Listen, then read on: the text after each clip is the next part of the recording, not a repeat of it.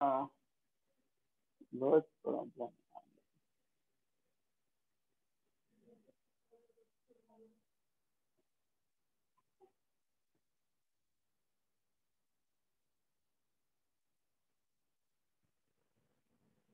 चलो करो continue. Yes sir. अभी जाने का नहीं है, छोड़ के इधर। चलो 280।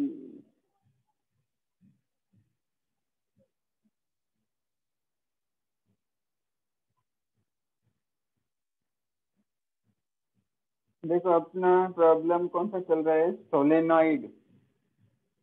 हाँ देखो ये formula, L is N phi B upon आई।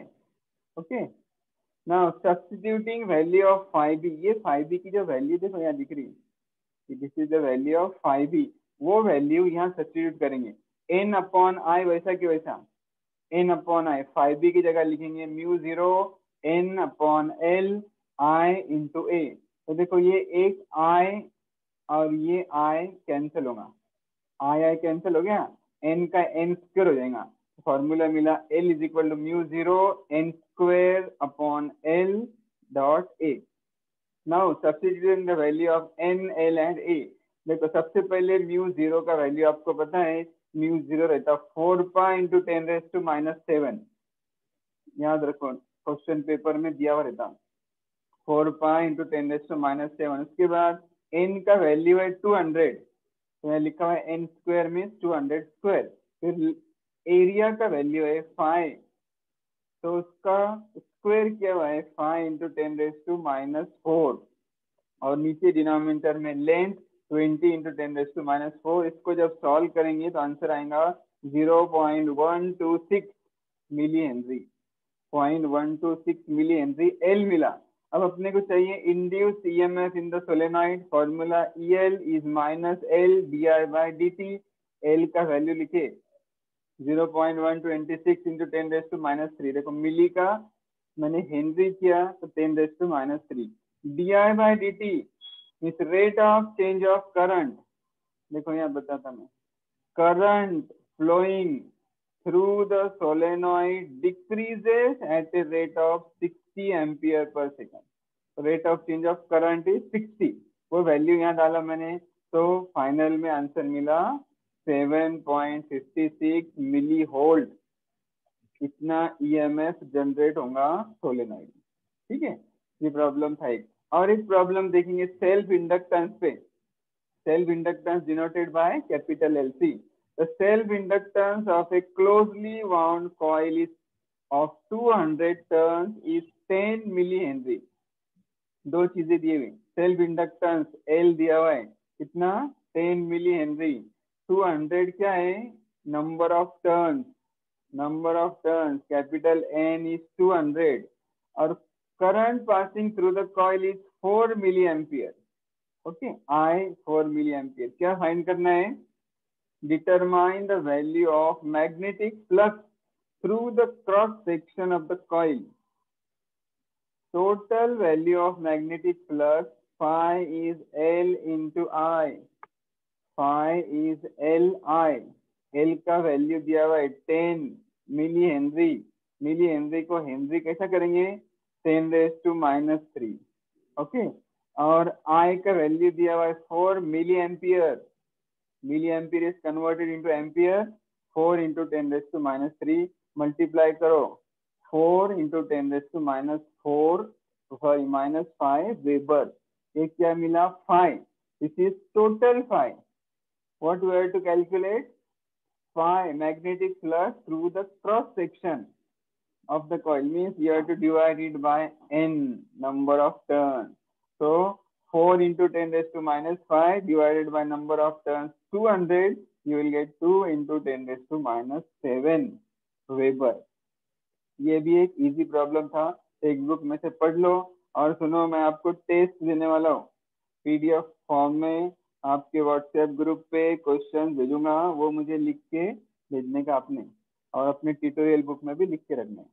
ठीक है, उसके बाद ये एनर्जी डेंसिटी पॉइंट कोरोना की वजह से डिलीट हो गए हैं।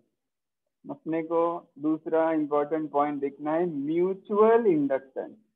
पहला था self inductance L, now mutual inductance capital M। ठीक है, इजी पॉइंट है ये म्यूचुअल इंडक्टेंस।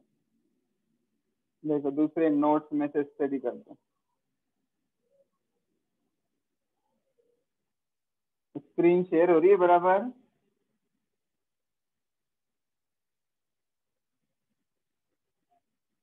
रिकॉर्डिंग चल रही है कि नहीं?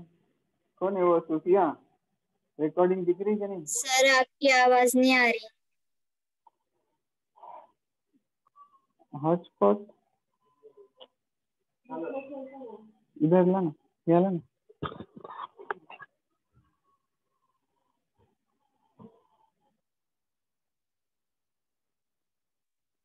देखो आप पीछे चले गए थे आप लोग।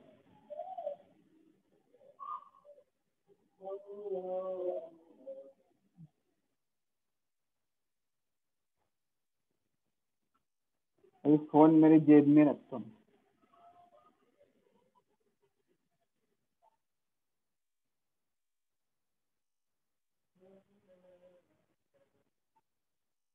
दिख रहा है स्क्रीन इरम?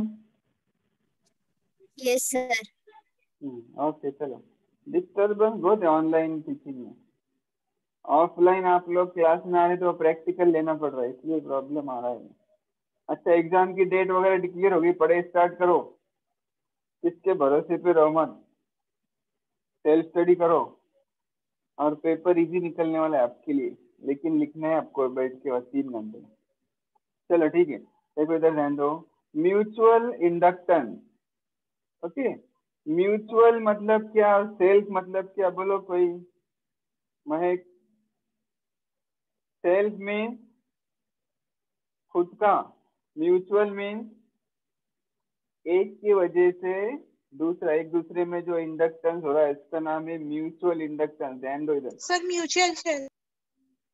हाँ राइट, म्यूचुअल मतलब एक दूसरे का, दो लोग रहते हैं उसमें म्यूचुअल, म्यूचुअल अंडरस्टैंडिंग बोलते हैं ना वैसा। देखो इधर देखो, एक कॉइल रखी हुई, कॉइल 1 लिखा हुआ है, उसके बिल्कुल नजदीक दूसरी कॉइल रखी हुई जिसपे लिखा हुआ है कॉइल 2। अब फर्स्ट कॉइल को बैटरी अटैच की हुई, देखो बैटरी, बैटरी का ये प्लस, ये माइनस, ये की, ये रियोस्टेट, और दूसरी कॉइल है उसमें लगा हुआ है गैलोनोमीटर। अब गैलोनोमीटर क्या रहता है आपने देख लिए प्रैक्टिकल में, यहाँ लगा हुआ है गैलोनोमीटर, करंट फ्लो होता है तो वो शो करता है। अब देखो जैसा ही ये की आप लगाएंगे इसमें से करंट फ्लो होना शुरू होगा। जब करंट फ्लो होगा तो क्या होगा, magnetic flux associated with this neighboring coil will change. So according to the principle of electromagnetic induction, what will happen? EMF will be generated in this second coil, which is placed near the first.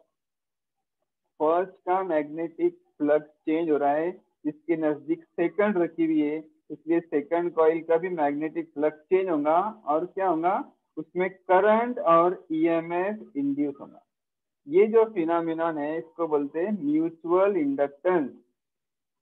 दो coil है, self में क्या था, एक ही coil थी जिसमें से current flow होने की वजह से सेम कॉइल में ईएमएफ इंड्यूस हो रहा था। देखो इसकी डेफिनेशन कैसे लिखी है।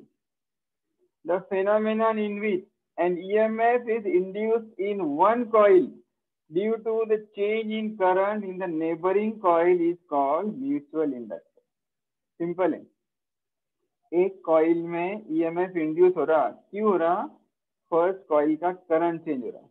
The phenomenon in which an EMF is induced in one coil due to the change in current in the neighboring coil is called mutual inductance.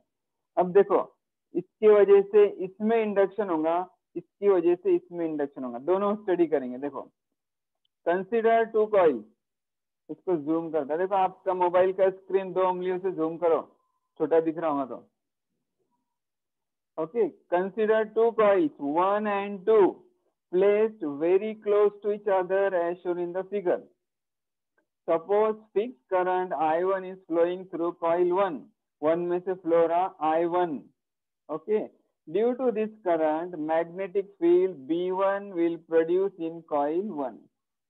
अब phi 21 with the magnetic flux linked with the surface area S2 of coil 2 due to field B1 given by phi 21 is integration B1 delta A, मतलब phi 21, देखो ये term देखो, phi 21 मतलब magnetic flux linked with second coil due to first. Second coil में first के वजह से कितना मैग्नेटिक फ्लक्स लिंक हो रहा है जो चेंज होगा उसको डिनोट किए phi 21. अब ये काय पर डिपेंड है? It is observe that phi 21 is directly proportional to I1. phi 21 काय पर डिपेंड है? इसमें फर्स्ट कॉइल में जितना ज्यादा करंट फ्लो रहा उतना सेकंड कॉइल में मैग्नेटिक फ्लक्स लिंक हो रहा. तो phi 21 is directly proportional to I1 current in the first coil. Again, you have to change the sign. Into is equal to, you have to take some constant. That constant here is denoted by M21. देखो याद रखो, इधर phi 21 is equal to M21 into I1. कौन chatting कर रहा है ये? हाँ, मैं चैटिंग बंद करो, नहीं तो तुमको बाहर कर दूंगा मैं. Disable. Okay, phi 21 is equal to M21 into I1. समझ में आया? यहाँ पर एक कांस्टेंट लिया हुआ है, constant of proportionality M21. This constant of proportionality is called mutual induction. जो देख रहे म्यूचुअल इंडक्टेंस, इसमें M21 is the mutual induction of coil 2. Second coil का म्यूचुअल इंडक्शन आया M21, sorry M21. If we change current I1, current जब change होगा magnetic flux change होगा, और according to Faraday's law what will happen? EMF will be induce.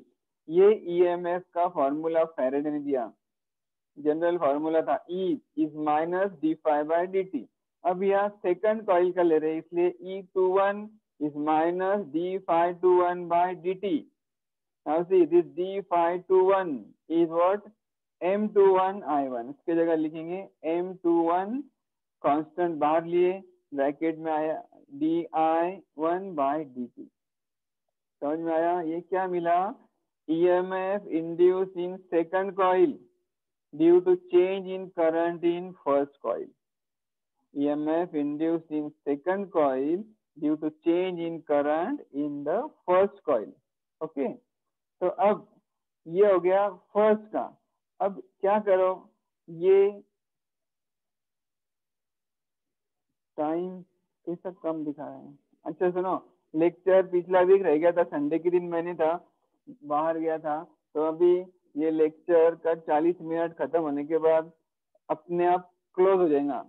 तो वापिस से मैं ज्वाइन करूंगा 10, 15, 20 मिनट के लिए. सबने वापिस आने का. यहाँ दिख रहे हैं मुझे कितने लोग? 11 लोग. सबने वापिस से ज्वाइन करने का. सुन लिए इराम? Yes sir. हाँ ओके. देखो Yes, sir. क्या करो, सेकंड कॉइल में करंट चेंज करो, फर्स्ट कॉइल में गैल्वेनोमीटर लगाओ. ठीक है, सेकंड जो दिख रहा है ये, इसमें करंट चेंज करेंगे, गैल्वेनोमीटर फर्स्ट में लगाएंगे तो सेकंड में से करंट फ्लो होगा सपोज I2. तो ये करंट की वजह से फर्स्ट का मैग्नेटिक फ्लक्स चेंज होगा और उसमें EMF इंड्यूस होगा. उसको डिनोट करेंगे, पहले को डिनोट करे थे 21, उसको डिनोट करेंगे 12. समझ में आ रहा है? 12. देखो सी यह लिखा है. Now we allow current I2 to flow through coil 2. So magnetic flux phi 12 link with coil 1. ये जैसा लिखे थे phi 21 is directly proportional to I1, यहाँ आएगा phi 12 is directly proportional to I2. Okay, यहाँ इज इक्वल टू करना होगा, वापिस से कांस्टेंट लो, कांस्टेंट को नाम देंगे M12. This constant is again called mutual induction of now coil 1, first coil का. और इसमें EMF इंड्यूस कैसा होगा? E12 EMF induce in first coil due to second E12 is minus M12 di2 by dt, right? So it is observed by symmetry. Symmetry है दोनों भी, इसकी वजह से इसमें आ रहा या सेकंड की वजह से फर्स्ट में आ रहा। सिमेट्री देखेंगे तो M12 is same as M21 is capital M. M12 is equal to M21 is equal to capital M. This is called mutual induction. Capital M कभी भी सिंबल दिखेगा आपको न्यूमेरिकल में, क्वेश्चन पेपर में, तो क्या समझने का, म्यूचुअल इंडक्टेंस। अब इसका यूनिट सेम है, इसका डायमेंशन सेम है। यूनिट है इसका हेनरी, डायमेंशन है L2 M1 T - 2 I - 2। समझ में आया म्यूचुअल इंडक्शन का। अब अपने को उसका डेफिनेशन लिखना है। जैसे सेल्फ इंडक्शन के दो डेफिनेशन लिखे थे, ऐसे म्यूचुअल के भी दो डेफिनेशन बताता मैं। पहला देखो, अब देखो इक्वेशन 1 और इक्वेशन 3। इक्वेशन 1 दिख रहा है, phi21 is equal to M21 divide multiply by I1। ये I1 को इधर लो, वो आ जाएगा डिनोमिनेटर में। जब वो डिनोमिनेटर में आएगा तो कैसा बनेगा, M21 और 12 सेम रहता है, सिर्फ M लिखेंगे। M is equal to phi21 upon I1।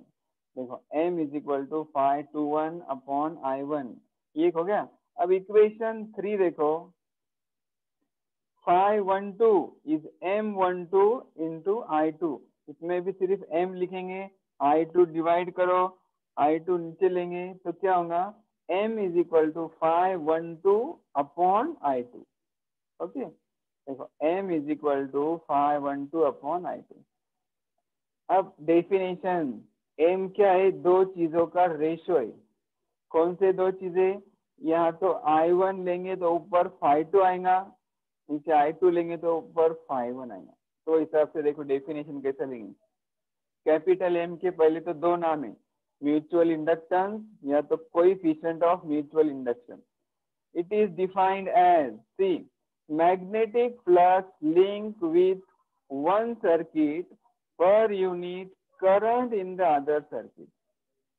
Okay, magnetic flux linked with, देखो यहाँ बताता मैं, magnetic flux linked with second circuit to the current in the first circuit, or magnetic flux linked with the first circuit to the current in the second circuit, right?